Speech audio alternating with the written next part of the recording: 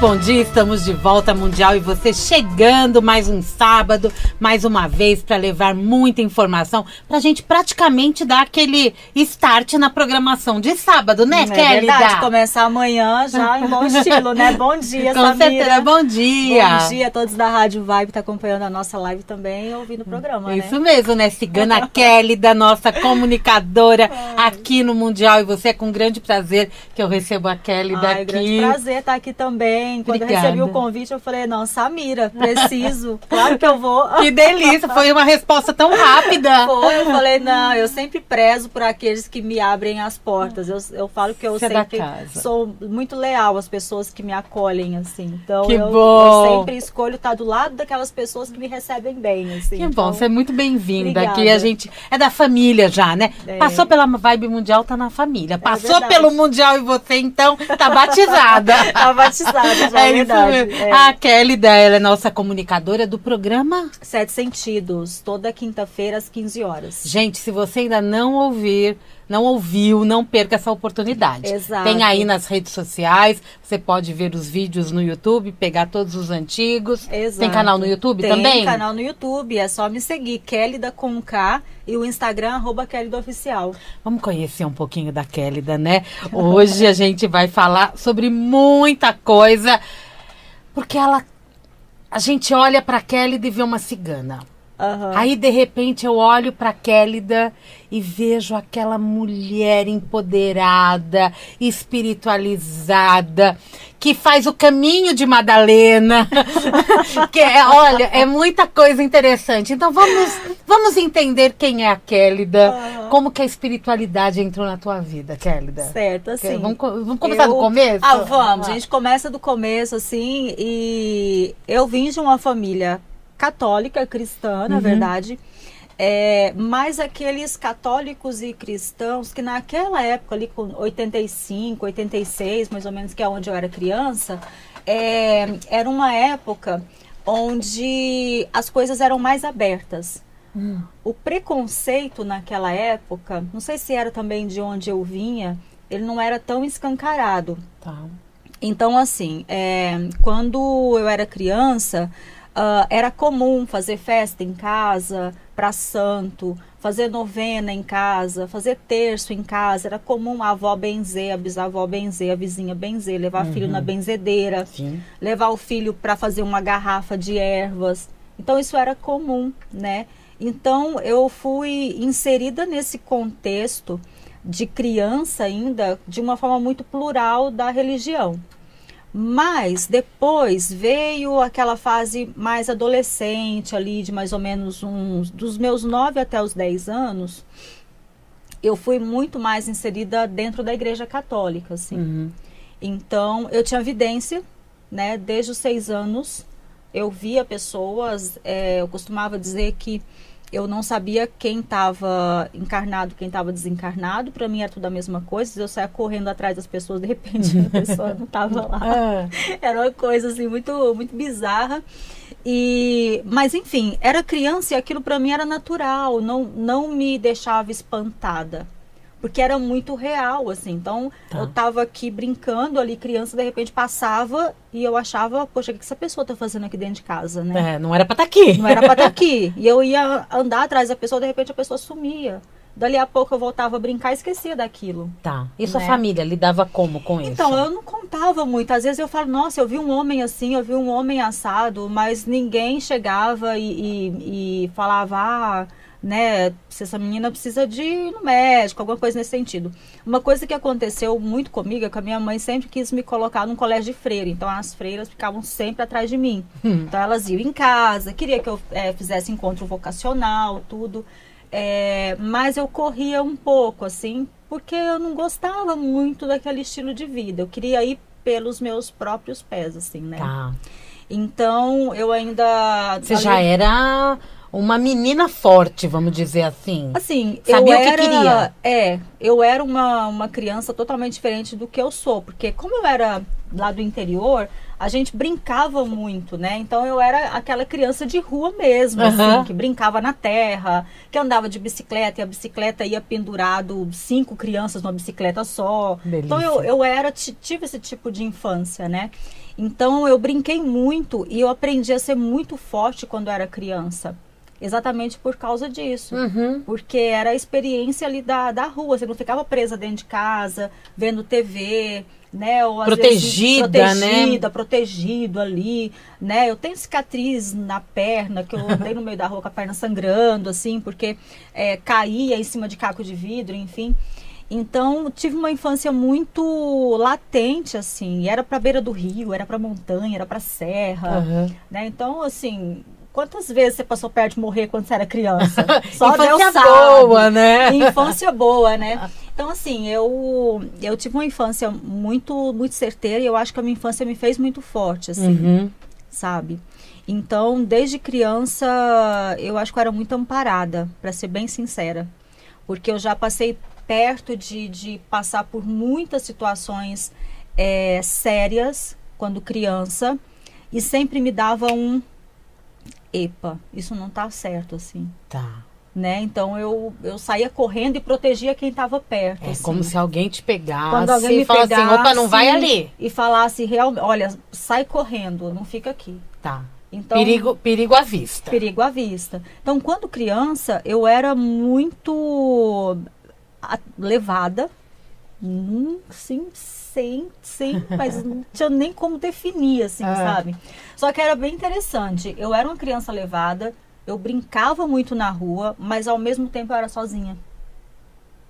Você se sentia sozinha? Não me sentia sozinha, mas eu era de poucas pessoas perto. Tá, entendi. Sabe? Então eu era aquela criança que ao mesmo tempo estava no vucu-vucu, estava no meio ali da galera, de repente, do nada, eu estava sozinha. Sabe? Então eu aprendi a ser sozinha. E isso me ajudou bastante. Te fortaleceu? Sim, hoje eu vejo que sim. Então meus pais trabalhavam desde cedo e eu aprendi a ficar sozinha em casa, cuidar do meu irmão. Então tudo isso eu acho que ajudou a ter responsabilidade. Né? E quando você se deu conta de que o que você via era mais do que você imaginava. Então... E você falou assim, opa, tem um chamado aí, eu preciso atender. Isso, na verdade, demorou bastante. Porque quando eu era criança, como te falei, que as freiras, minha mãe sempre sabia que eu tinha alguma coisa diferente, então ela falou assim, como que eu posso travar isso? Então ela queria me jogar ali para eu ficar protegida. Então hoje eu entendo exatamente o que ela queria dizer. Porque eu não era uma criança que queria ficar quieta. Então uma vez eu armei uma excursão com um monte de criança. Kélida. De 5, 6, 7, 10 anos para ir na Xuxa. Sair do Goiás e ir pro Rio de Janeiro para ver, presta atenção. Todo mundo com a mochilinha nas costas perde ir pra rodoviária. Então eu era essa criança e para mim tudo era possível. Para mim não existia impossível. E os adultos não tinham controle sobre essa criança? Não, e eu conseguia camuflar tudo. Eu fazia tudo mesmo. Assim, de repente, bum, né? E esse chamado mais forte, assim, ele aconteceu quando eu tinha ali para os meus 18, 19 anos. Que eu comecei a ficar muito introspectiva. Então, isso caiu de um jeito, assim, muito grande. Porque na infância, eu era da igreja católica, e aí eu era de grupo de jovem, sabe? Fazia parte das atividades. Fazia parte das atividades. Então, eu era do grupo de jovem, eu era do grupo de oração, eu era da catequese, eu dava aula na igreja. Então, eu era aquela pessoa ali envolvida naquele núcleo ali, sabe? E mesmo porque era interior, né? Exatamente. Então, fazer parte daquele grupo ali era interessante. E aí eu fui para a renovação, bem naquela época que o Padre Marcelo estourou, sabe? E aí era um jeito novo, que inclusive hoje eu vejo com outros olhos, que eu falo que é o jeito dos dons espirituais se manifestarem de uma forma aceita pelo cristianismo. Eu acho que a renovação carismática é exatamente isso, porque lá você tem revelações, você tem orações em língua, você tem cura, você tem uma série de coisas. E eu vi isso muito dentro da minha casa, porque meu pai, quando ele ainda não era casado com a minha mãe, ele frequentava trabalhos de mata. Então ele era da Umbanda, ele chegou a ser da Umbanda, chegou a ser batizado, só que eles faziam muito trabalho na mata. Então meu pai tinha uma visão maravilhosa, meu pai era um médium vidente, assim, extraordinário. Aquilo que ele via era certeiro, assim, meu pai me curou uma vez. Então, assim, quando a gente fala dessa mediunidade, sempre me acompanhou. Só que era de uma forma diferente. Talvez por isso também houvesse um entendimento dentro da tua casa. Só que não era conversado. O que aconteceu? Quando eu fui para a renovação carismática, que eu comecei a fazer seminário, e aí na renovação carismática eu fiz todos os seminários. Seminário 1, seminário 2, seminário de batismo do Espírito Santo, seminário disso. Tudo. Eu fiz tudo. Prontinha para virar freira. Exato. Só que o que acontecia? As minhas manifestações dentro da renovação eram manifestações físicas. Então, às vezes eu estava rezando alguma coisa, de joelho eu andava a igreja inteira. E eu não sentia eu andando a igreja inteira. Olha, que incrível. Eu ia andando, eu tremia tanto, Samira, que era uma coisa assim... Você falava, gente, essa menina não vai parar de tremer nunca mais. Eu tremia tanto, meu coração acelerava, era aquela coisa assim que, sabe, não dava para explicar.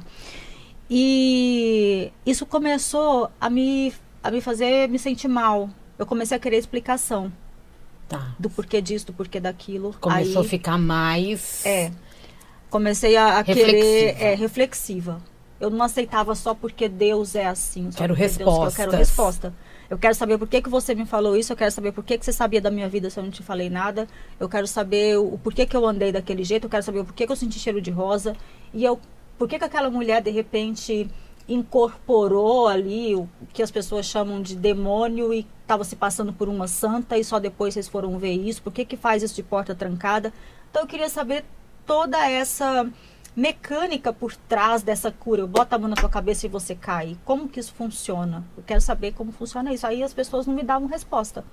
É porque Deus quis assim, é porque Deus quer assim. Eu falei, não, isso precisa de uma resposta. E aí eu não tinha essa resposta.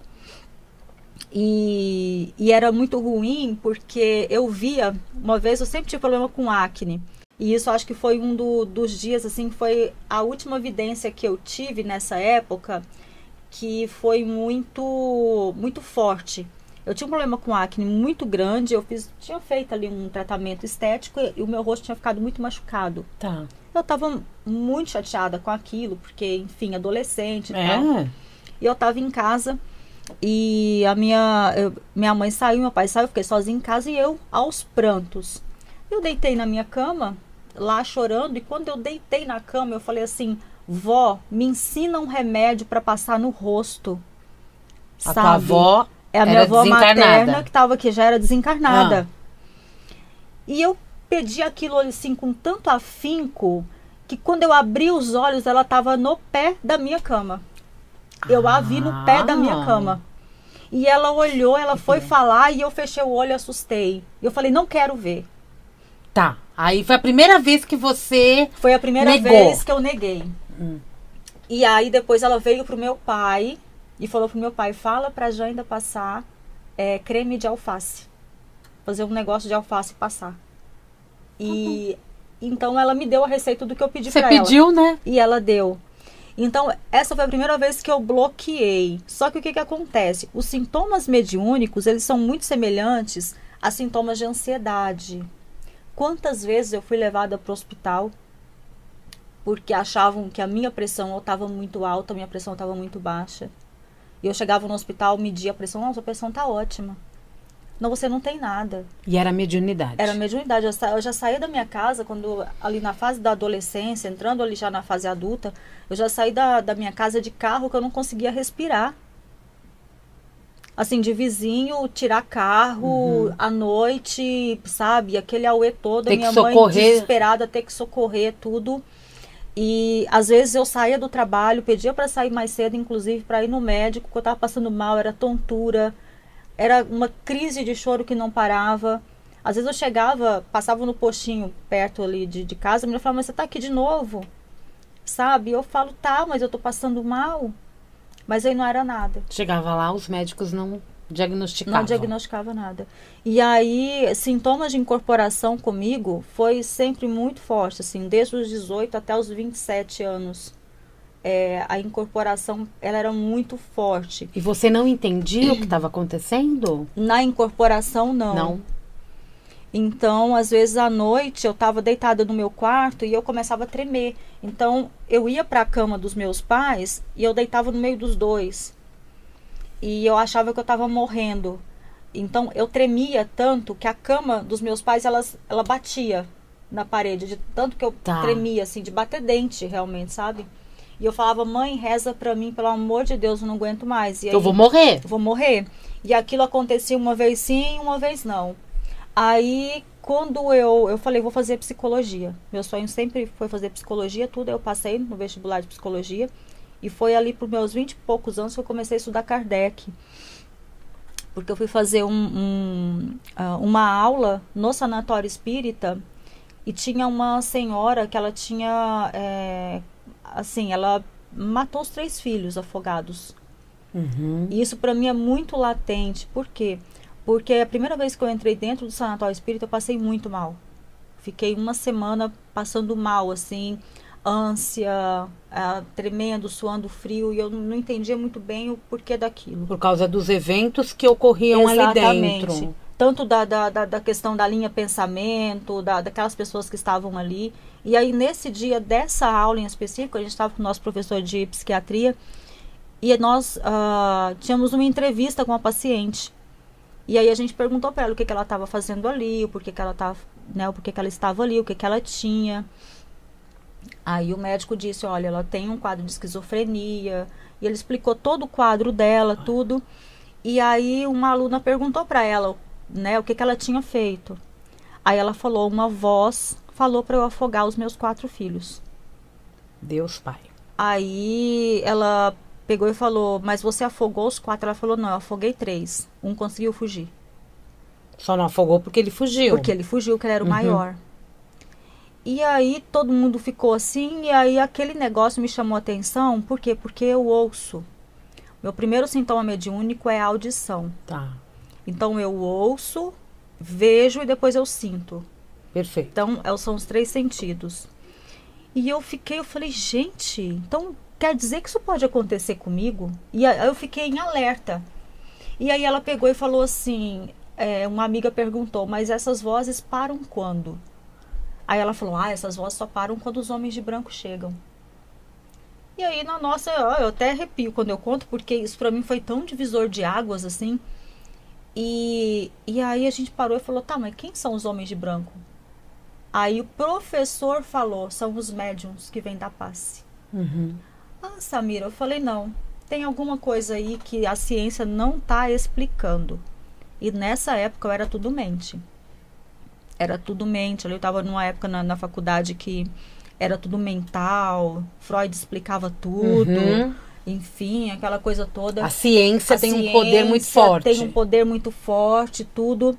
E quando ela disse isso, eu falei, então não é só ciência. Então tem uma coisa por trás disso aqui.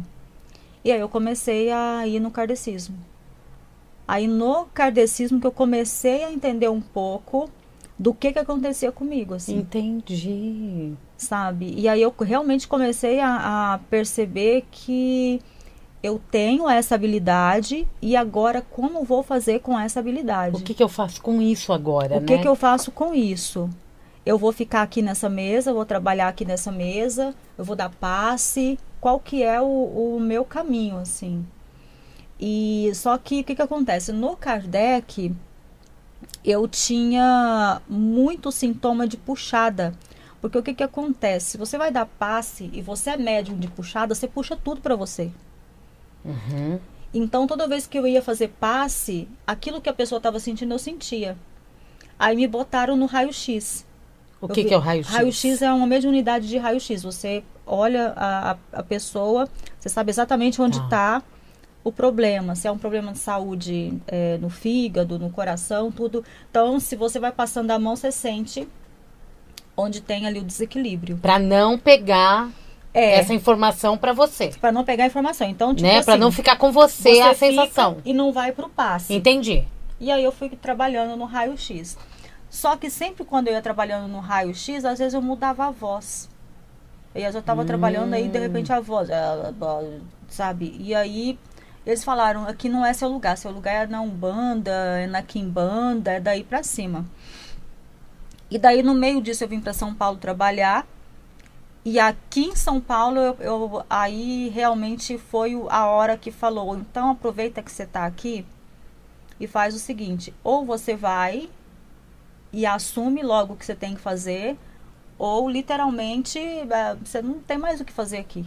Foi mais ou menos isso que aconteceu. Tá. Porque eu falo, se você buscar o meu histórico médico no Hospital São Luís, você vai ver que eu ia todos os dias no São Luís. Meu Deus. Todos os dias. Por causa de sintomas, mas que eram da mediunidade. Samira, eu travava. Uma vez eu cheguei aí no hospital, à tarde, eu lembro disso até hoje, que eu não conseguia mexer o pescoço. Eu ia andando assim, e meu marido falou, gente, ela não tá conseguindo fazer isso com o pescoço. E aí minha tia entrou em desespero, falou, essa menina tá com meningite, alguma coisa, porque minha cabeça doía e eu não conseguia fazer isso. E aí tudo bem. E aí começou, eu falei, não, aqui em São Paulo eu vou pro Kardec de novo. E eu fui pro Kardec. E aí eu fui estudar no Kardec de novo. E quando eu fui estudar no Kardec, o que aconteceu? O trem fez assim, bum, de novo. Tá, tava tendo ali um chamado gigante. E eu não tava sabendo. Tava lendo da forma errada. Tava lendo da forma errada. E assim, eu encontrei pessoas que me ajudaram demais a entender isso. Foi a Cida Godoy, que era da rádio. E, nossa, ela me deu um direcionamento, assim, muito grande. E eu sou eternamente grata a ela, assim, por tudo que ela fez por mim, por tudo que ela me direcionou. Eu acho que ela foi uma peça fundamental, porque ela olhava pra mim e falava assim, cara, você não é disso. Pode sair disso aí que você tá perdendo seu tempo. Ela falava isso pra mim. Ela falava, tu é benzedeira, você é bruxa, sabe? Você tava insistindo num segmento da espiritualidade que não era seu. Que não era meu. No dia que chegaram pra mim e falaram assim, não, seu negócio não é esse aí não. Sabe? Eu falei, de jeito nenhum, mas eu nunca vou pisar dentro de uma casa de Umbanda. Eu cheguei a falar isso. Só que daí o que aconteceu? Nós perdemos tudo. Tudo. Quando eu falo tudo, eu falo tudo. É tudo. Eu e meu marido, nós tínhamos uma empresa de licenciamento de cosméticos. E a gente trabalhava com grandes nomes da indústria da TV, da música. A gente chegou a trabalhar com a Anitta, né? Então, assim, a gente tinha um portfólio de artistas muito grandes. E do nada, eu mandei trancar a minha mediunidade. Porque eu falei, eu não quero ser médium. Eu quero ser empresária. Eu não saí de Goiás pra virar macumbeira. E aí você perdeu tudo? Perdi tudo. Tudo. Que a minha casa foi pra penhora. Entendi. A gente não tinha pão pra comer. Isso que é Kelly. Vamos sei, acho que uns 10 anos atrás, mais ou menos. Aí você entendeu? Aí, o que aconteceu? Eu tava na minha casa... A história da Kelly dá 3 programas, hein? Oxe, dá programa aqui pra falar a verdade. Você pode me chamar pra fazer um especial. Que nós vamos ter história. Aqui. Porque uma história vai trazendo a outra. E aí eu tava sentada no sofá da minha casa. E aquela situação, assim, de não saber, de morar embaixo da ponte, de ter que sair dali de casa para morar embaixo da ponte. Não exatamente assim, mas é mais ou menos essa a gravidade. A sensação era essa? A sensação era essa. E meu marido escondendo, porque só depois ele foi falar isso para mim, eu não sabia do porquê que ele estava tão preocupado. Tá. Né? Ele só me falou isso muito tempo depois. Eu estava sentada no sofá da minha casa e eu lembrei quando eu aprendi a ler carta. Que eu tinha 11 anos de idade. Aquilo, eu já lia carta antes. Tá. Sempre tive um perfil no Facebook, mas era aquela coisa. Como eu era a cara da empresa, eu vivia muito em eventos. Então ia ter um lançamento com um artista. Quem ia? Eu. Eu tava lá. Não era a taróloga. Não era a taróloga. Tanto que... Quando eu fui para o mundo da espiritualidade, pessoas que antes me abriam as portas bateram a porta da minha cara, assim, fecharam a porta literalmente. Aí você entendeu da onde vem o preconceito, exatamente. Né? Então, por isso que eu falo pra você, eu sou muito leal com quem me dá oportunidade, porque porta na cara você vê que às vezes as pessoas abrem quando você é um outro personagem, e não esquece assim, nunca mais, né, e nunca mais. Não, e assim, a gente pega ali e você vai entender o porquê do sangue cigano que é tão forte assim, né? Uhum. Que a gente não esquece. Acabou o primeiro bloco. Ah, jura? Agora que eu bati o olho ali. Acabou o primeiro bloco. A história da Kélida dá, assim, não, eu preciso 3 programas. Eu preciso contar como é que eu voltei a ler carta. Não é? A gente vai pro intervalo comercial. Na volta, você vai contar quando você leu carta. Que os outros assuntos que a gente ia abordar vai ficar para um outro programa. Vai ficar por incrível, aí. Porque a história da Kélida é incrível. Gente, eu tô conversando com a cigana Kélida do programa 7 Sentidos aqui da Vibe Mundial, toda quinta-feira às 15 horas. É muito bom, gente. A Kélida, ó, tem história essa mulher, hein? Eita. Intervalo comercial, daqui a pouquinho a gente volta. Estamos de volta. Hoje eu tô conversando com a cigana Kélida do programa 7 Sentidos da Rádio Vibe, toda quinta às 15 horas. Toda quinta-feira às 15 horas, Kélida tá ao vivo aqui com vocês. Você atende ouvinte, né? Atendo sim. Acho que o programa ele é praticamente dedicado 80% ao atendimento do Atender ouvinte, né? Quem quiser contato com você, qual que é o melhor caminho? Olha, é só pelo WhatsApp, quem quer agendar horário. Então, o WhatsApp é 011 99970 1023. De novo. 011 99970 1023. E também tem as redes sociais. É só me procurar lá, Kélida. Kélida Oficial. Kélida Oficial, que me acha. Instagram e YouTube. Tem vários fã-clubes da Kélida no Instagram. É incrível! Tem, você procura lá, Kélida, vai aparecer uns FC. Não é? Aparece lá. Kélida Oficial. Muito bom. Essa semana é Semana da Mulher, né? Exatamente. Semana da Mulher. E a Kélida, ela mantém, ela vai contar a história do tarô, tá? Ela não vai deixar de contar, não. Não vou deixar, não. Mas você, né, Kélida, acaba mantendo uma ligação muito importante, até pra gente poder fechar essa Semana da Mulher com o sagrado feminino, Exato. O resgate do feminino. Você fez uma viagem agora onde você percorreu, né? Sim, caminhos muito diferentes, na verdade, não né? é? De Maria Madalena? De Maria Madalena, a Santa Sara, Maria Padilha, a Nossa Senhora de Lourdes, Nossa Senhora da Conceição. Mulheres. Évora, tudo, tudo. Ela vai vir aqui só para contar as histórias dessa viagem. Porque, olha, vocês não têm ideia do como uma se conecta com a outra. Estas mulheres, né? E elas se conectam conosco, né? Elas se conectam conosco, porque aquela história, mas Nossa Senhora de Lourdes não é uma santa? Aí você fala, Nossa Senhora da Conceição não é uma santa? Quando você vai lá, que você lê a energia dela, você começa a entender que elas não são santas, elas são mulheres. Que naquela época, muitas vezes incompreendida, eram trancadas em convento. Uhum. Bernadette, que foi a vidente que viu a Nossa Senhora Virgem Maria de Lourdes, com os milagres que ela fazia através da mediunidade, da capacidade dela, que ela tinha maravilhosa. As pessoas procuravam muito ela e as pessoas, sem saber o que fazer naquele momento, o que fizeram? Trancaram ela no convento. Era mais fácil trancar, né? Era mais fácil trancar.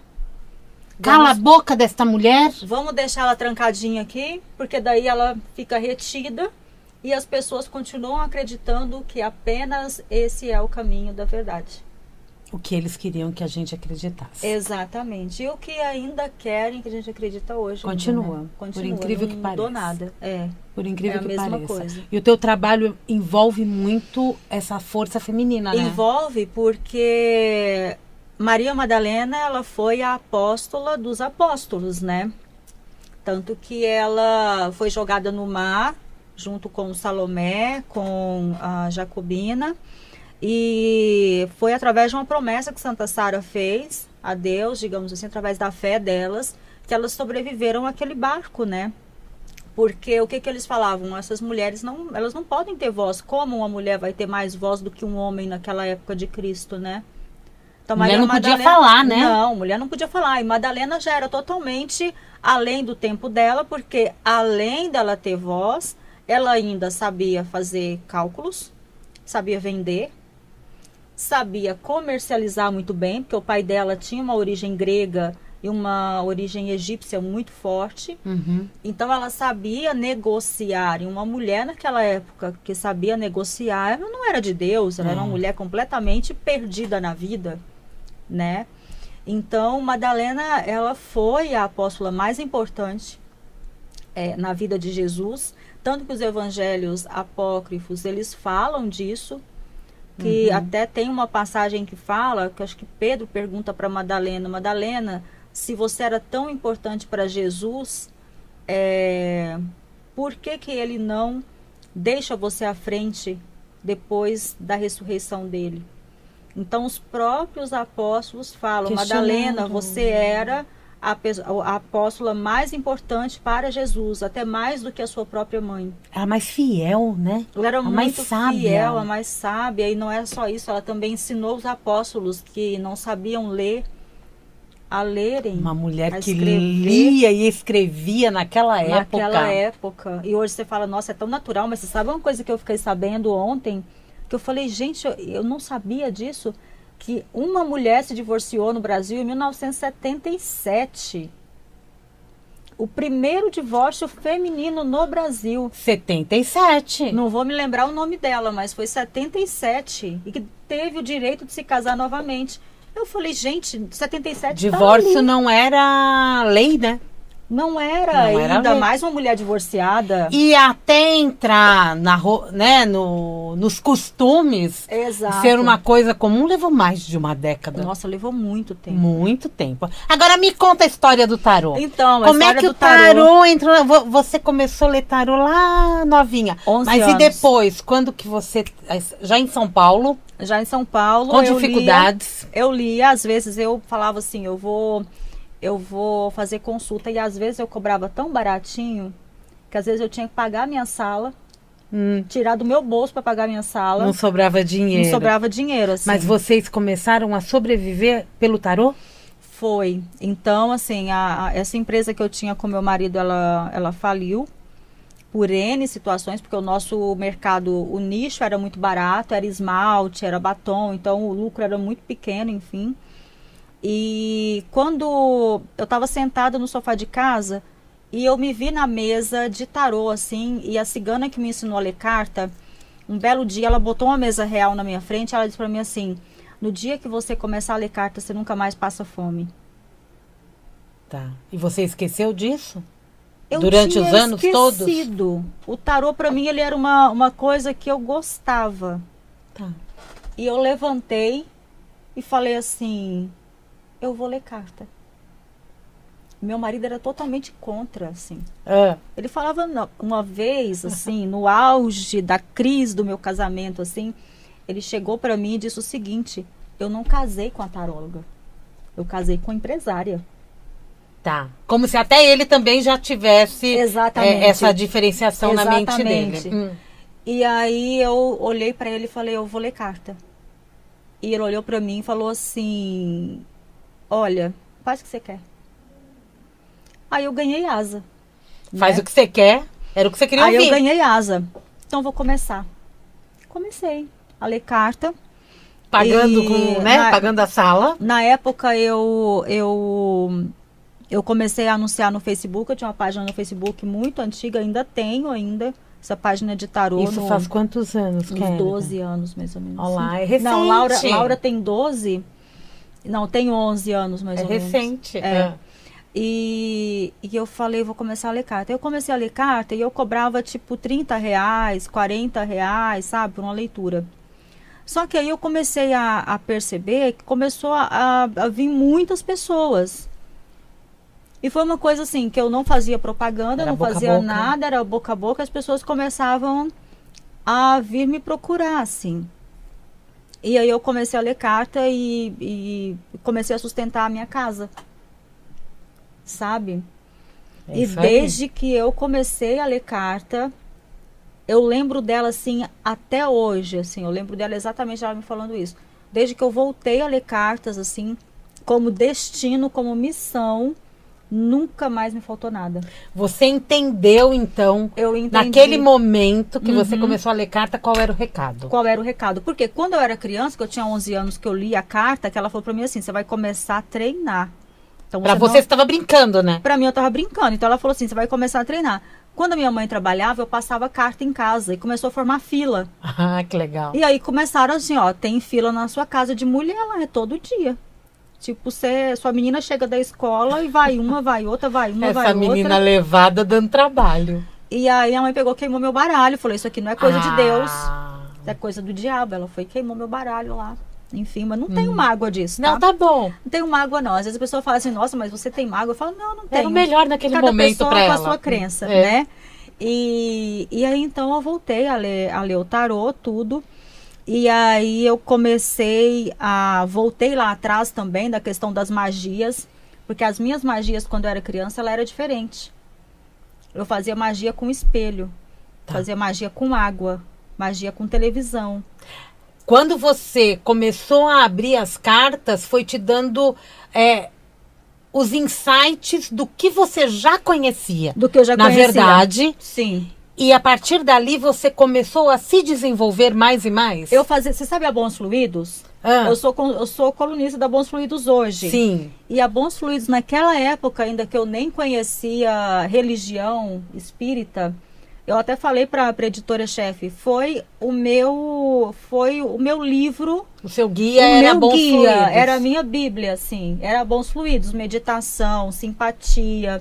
E eu pegava tudo aquilo e fazia. O que estava escrito ali, você ia aplicando. O que estava aquilo ali, eu ia aplicando.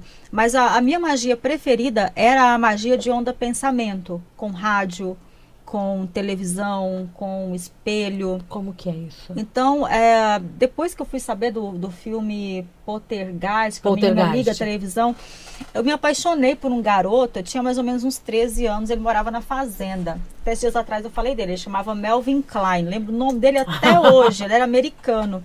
E lá na minha, olha eu falando dos meus paqueras. Aí ó, vai lá, agora a gente quer saber. Agora virou sessão fofoca. Melvin Klein vai ficar famoso. E aí ele morava numa fazenda. E ele foi com o pai, com uma máquina agrícola, para roçar um terreno na frente da minha casa. E aquele menino totalmente diferente, porque ele era branquinho, aquele cabelo loirinho, assim, comprido. E eu falava, gente, que menino lindo. E eu apaixonei por ele. Tá.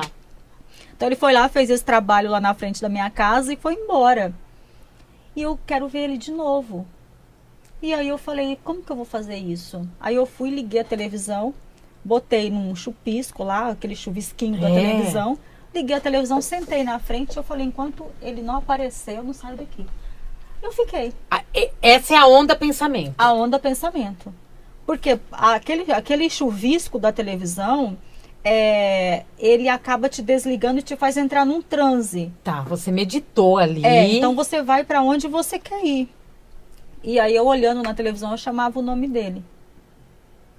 E eu sei que isso que eu fiz foi tão forte que depois eu fiquei com febre.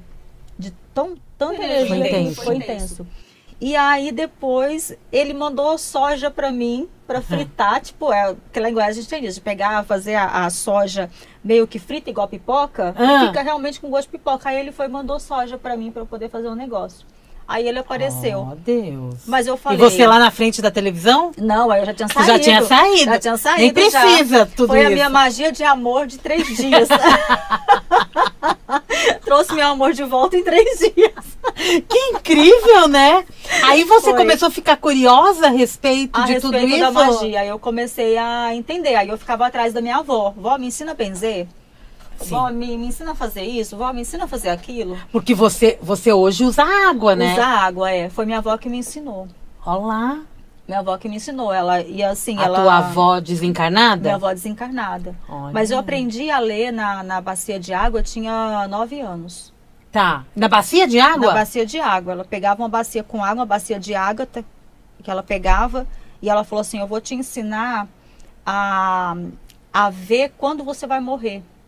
Ela pegava a bacia de água, colocava, ela falava, agora bota a mão dentro. E eu botava a mão dentro. Ela falou, no dia que você colocar a sua mão e não aparecer um dedo, significa que você não vai chegar até o próximo ano. E aí ela começou a me ensinar a mexer com aquilo. E ela falou, todas as vezes que você vai ler a água te dá muita resposta. Você vai chamar por Santa Luzia. Ela chamava Luzia, ela era devota de Santa Luzia. E todas as vezes que eu ia passar férias na casa dela, tinha novena de Santa Luzia. Ela fazia novena de Santa Luzia na casa dela. Exatamente por causa dos olhos, por causa do nome. Sim. E por causa da evidência que ela tinha na água. E a água também mostrava situações para ela. E mostra para você hoje. Sim, mostra para mim hoje. E aí eu fui visitar Nostradamus, o túmulo de Nostradamus. Esse ano que eu passei, né? Então eu cheguei no museu dele na França, estava fechado, e daí eu fui até o túmulo dele. Aí claro que eu levei meu espelho, fiz a minha magia lá dentro da igreja lá, puxei aquela energia para soltar ela em um outro elemento de leitura, né? Então, na verdade, ondas de televisão, tudo isso é de computador, magia. O espelho, sim, a água, sim, são ondas que são emitidas, sim, mas você se concentra. Me concentro, muitas vezes. Hoje é natural para você. Hoje é natural, Então, o espelho, água, qualquer coisa que reflete, para mim é um oráculo. Um oráculo. Espelho de bolsa, qualquer coisa é um oráculo. Entendi. Então, você não precisa ter cartas na mão. Não, porque o tarô, ele foi importante no desenvolvimento da vidência até um determinado ponto. A partir de um outro ponto, a carta, para mim, ela deixa de ser importante. Ela é mais para a pessoa ver do que necessariamente para mim. Que se a carta quiser falar com a Kelly, ela vai aparecer de outra forma. Ela aparece de outra forma. Na verdade, às vezes, nem a carta. Na verdade, é a fala, tipo aquela coisa que você... Quando a gente está treinando vidência, não sei se você já treinou vidência alguma vez, você aprender a fazer deslocação de visão. Você faz o deslocamento da visão, né? Então, você está olhando aqui... E aí você vai treinar para ver exatamente, não o seu dedo, você vai treinar para ver nas laterais aqui, o que está em volta. Então, quando você está olhando aqui, tá borrado. Você já chegou a fazer esse teste? Não fiz. Então faz, você pega o teste e faz assim agora. Lá vem eu. Olha, vem para a pontinha do seu dedo. Ok, tô olhando. Como que você vê o fundo? Tá borrado ou tá nítido? O fundo do dedo ou não? Olha no seu dedo. Tá borrado. E o fundo, como que tá? Gente, você viu que você vê borrado? Ele tá borrado e ele tá em movimento. Quando você faz isso aqui. Atrás, né? Quando você faz isso aqui, você tá com a atenção no seu dedo, você começa a perceber que a tua visão, seu plano de visão muda. Sim. Então, o que tá acontecendo? O vidente treino mesmo. É treino. Né? O vidente, quando ele tá lendo alguma coisa, ele tá aqui. Do nada, a gente muda o campo de visão. Quando a gente muda o campo de visão, a gente enxerga para além daquele momento. Tá, aí a gente consegue ver não somente a pessoa, mas aquilo que está por trás da pessoa. Ou, de repente, por trás da energia, por trás do nome. Entendi. Então, aí a carta passa a ser somente para a pessoa. Eu quero tirar a carta, então você vai tirar a carta. Que a pessoa quer ver a carta, né? Mas muitas vezes o que vem... é aquilo que a pessoa não consegue enxergar. A orientação que você vai falar, que vai sair da tua boca, tá vindo de outras formas. E assim, muitas vezes eu faço uma consulta que às vezes a pessoa fala assim, então, mas você falou isso para a pessoa tem essa pergunta. Eu falo, eu vou ter que ouvir a consulta, porque eu não lembro do que eu falei. Tá. Não adianta perguntar depois que eu não vou lembrar. Você deleta? Deleto completamente. Quando eu estou trabalhando... É até uma técnica, né? Para que você não fique... quando eu estou trabalhando com os meus guias, assim, por exemplo, depois que eles vão embora, eu não deleto tudo. Não lembro de nada. Até mesmo as lives são transmitidas pelo YouTube, eu olho o começo e olho o final para ver se deu tudo certo. Eu não vejo o meio. Por quê? Porque eu sou muito crítica com o meu trabalho. Entendi. Então, se eu não sou a pessoa que eu preciso de um crítico, porque eu mesma já falo, mas essa imagem não tá boa, esse som não tá bom, e aí eu, né? Aí fica confuso, né? Exato. O programa, ele passa rápido, você sabe, né? Não chegou ainda nos nossos final, mas tá próximo. Tá próximo. E eu não quero deixar de falar que hoje o teu trabalho é muito voltado à magia, ao atendimento, mas tem também a Ordem Maria Padilha. Sim. E o Templo Espiritualista Feminino Universal. Sim, exatamente. Tá. São locais abertos ou são locais com grupos fechados? A Ordem de Maria Padilha, que é o Templo Feminino Universal, onde a gente aprende magias, tudo isso, eu ensino tudo isso para as meninas, tudo, para sacerdotisas, é um rito fechado. Tá. Né? Já o Templo Casa Espiritual Maria Madalena, ele já tem trabalhos abertos. Que é o templo? Exatamente, que Tá. é a Casa Maria Madalena. Então é separado. A Casa Maria Madalena é um templo de Umbanda raiz. Tá A bom. Ordem de Maria Padilha é um estudo feminino de magia, energia e de dedicação também a estudos filosóficos, a estudos ancestrais. Então é separado, Casa Maria Madalena e Ordem de Maria Padilha. Tá, então a Maria Madalena, a gente pode ir, participar, Sim, Quando o calendário está aberto, quando as giras estão abertas, pode. né? E no caso da Ordem Maria Padilha, Não, aí tem que aí eu ingressar me pra inscrevo para Isso. poder participar do grupo. Exatamente. Muito bem. E a programação agora, como é que tá? Bom, Já passou o carnaval, você sabe, já né? passou O ano o já carnaval, começou. O exatamente. que vocês estão programando? Então, assim, agora a gente começa com homenagem aos pretos velhos. Na verdade, a gente já abriu o ano com homenagem a Exu, né? Então, a gente teve janeiro, então a gente parou no carnaval, até mesmo para poder fazer toda essa peregrinação que eu fiz. E aí, agora em março, a gente volta com os pretos velhos, então a gente tem uma sessão de benzimento, tudo, a gente ainda vai fazer à distância, porque nessa correria ainda não tive tempo de definir calendário, enfim, as coisas. Então tem atendimento com preto velho e em abril a gente abre as inscrições para a Ordem de Maria Padilha. Em abril. Em abril. Tá pertinho. Tá perto, do dia 10 ao dia 17 de abril. Quem participa? Mulheres, nós também abrimos para homens homossexuais, a comunidade LGBT.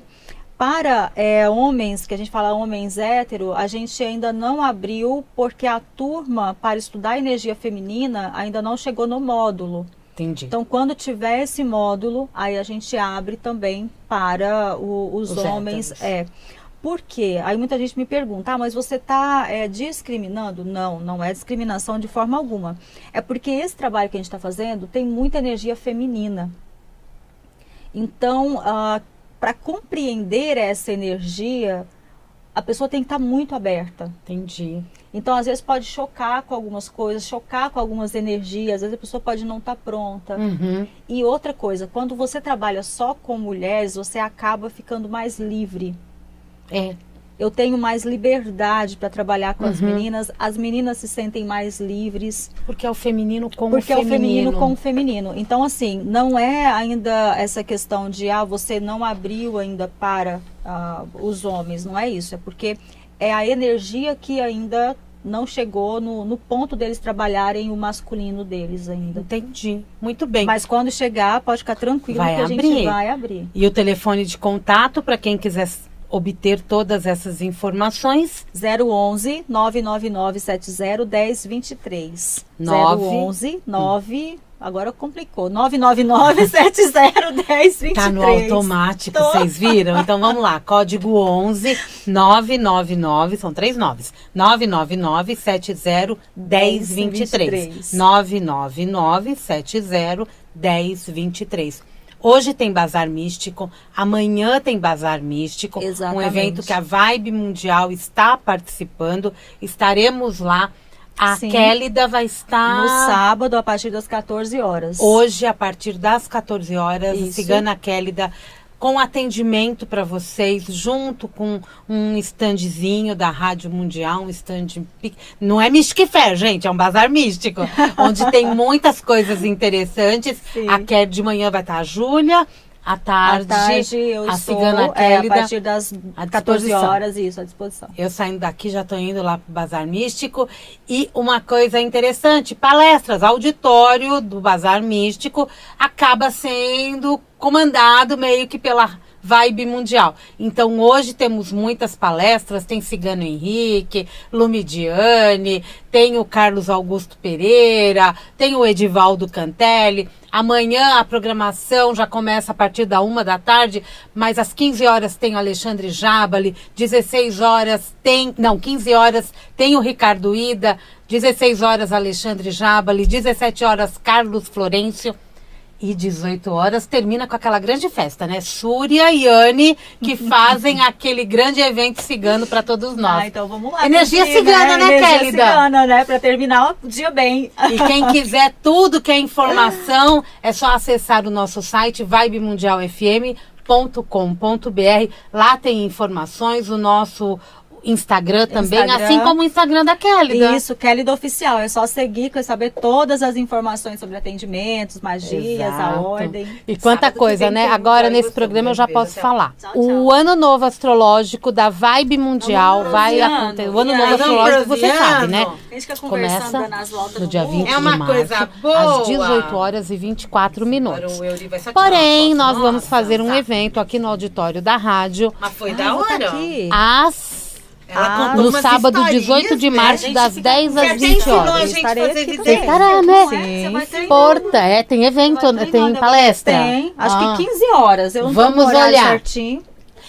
Um super evento, mas tem que se inscrever, porque você que é nosso ouvinte sabe que o auditório tem vagas limitadas. Exatamente. E eu não quero brigar com ninguém para entrar ou sair, não é verdade? A gente quer um dia de festa. Vamos organizar. Simpla.com.br, por lá, pelo Simpla com Y, tá? A gente tá fazendo as inscrições tudinho por lá. Tá na dúvida? Vai no nosso Instagram que a gente se comunica por lá. Exatamente. Obrigada, Kélida. Eu que agradeço sempre. Sucesso, Paz e viu? luz. Até o Paz e próximo. luz. Até o próximo. Quanta coisa que a gente ainda vai ter pra conversar. Não, tem uma coisa aqui, ó. Tem Eu uma fiz, lista. não fiz Fez nenhuma nada. pergunta. A gente fica proviando. Código 11 99970 1023. Já segue agora Vibe Mundial e segue a Kélida Oficial. Fechou? Isso, fechado. Obrigada, querida. Eu que agradeço. Bom final de semana pra todos. A gente volta sábado que vem, tem Mundial e você. Um grande beijo, até lá.